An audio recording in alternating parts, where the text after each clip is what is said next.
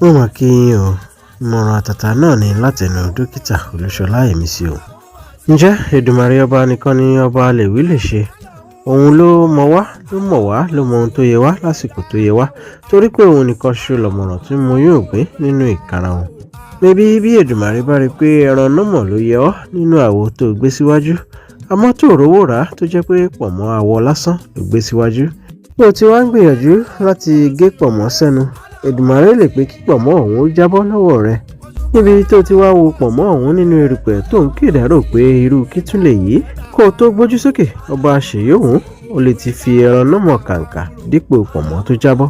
Tó ọ̀rẹ́ wa, bí o bá ń lé ohun kan bí ò bá bọ́ sí tó sì ń gbomijé lójú rẹ, má rò pó tán, torí ó lè jẹ́ oore kàǹkà tí ń bẹ níwájú ni Elédùmarè ò sì jẹ́ kí èyí tó ń rò kó bọ́ sí fún ọ. Nígbàgbọ́ kó o dòpò Elédùmarè mú, jẹ́ kó darí ìgbésí ayé rẹ̀. Ire o.